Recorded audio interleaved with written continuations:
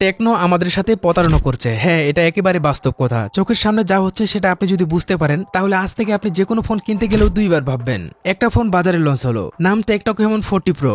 বড় বড় ইউটিউবাররা রিভিউ বানিয়ে ফেললো, ইউনিট হাতে নিয়ে ঘুরে ঘুরে দেখলো, কিন্তু আপনি যখন দোকানে গেলেন তখনই দোকানদার বলছে, ভাই এই ফোন তো এখনো বাজারে আসে নাই। এটা কি মজা? না, এটা মজা না, এটা পরিকল্পিত প্রতারণা। যে ফোন বাজারে লঞ্চ হয়ে গেছে তারপরও সেটাকে সাধারণ মানুষের নাগালের বাইরে রাখা হচ্ছে আপনার কৌতূহল বাড়ানোর জন্য, আপনার মনে ভালো ফোন মানেই প্রো ভার্সন এই ভাবনা গেঁথে দেওয়ার জন্য। আর এই ফাঁকে তারা আপনার হাতে তুলে দিচ্ছে একটা কেমন 40। তাহলে পুরো বাজারে আনলই বা কেন? এটা কোনো গরমিল না, এটা একদম পরিকল্পিত খেলা। তারা কিভাবে চালাকি করছে এটা বুঝতে হলে পুরো ভিডিওটা দেখুন। 1 নম্বর চালাকি, আগে প্রো ভার্সনের হাইপ তৈরি করা হলো, ইউটিউব, ফেসবুক, টিকটকে ভাইরাল করে দিল, মানুষ ভাবলো এই ফোন যেন সবার সেরা। 2 নম্বর চালাকি, কেমন 40 ফোনটা বাজারে খুব সীমিত ভাবে ছাড়লো, একটা দুইটা দোকানে গিয়ে ফোনটা পেলেন, আপনি খুশি হয়ে বললেন যাক যেটা পেয়েছি সেটাই নিয়ে নেই। 3 নম্বর চালাকি, প্রো ভার্সন দোকানে পৌঁছানোর আগেই কাস্টমারের টাকা চলে গেল কেমন 40-তে, এবং তারা ঠিক সেটাই চায়, কারণ আপনি যখন কেমন 40 কিনে ফেলেছেন তখন আর আপনি প্রো ফোনের দিকে আর তাকাবেন না। আপনার বাজেট শেষ, আপনার প্রয়োজন মিটে গেছে। এইভাবেই টেকনো কোম্পানি নিজের পণ্য চালায়। তারা চায়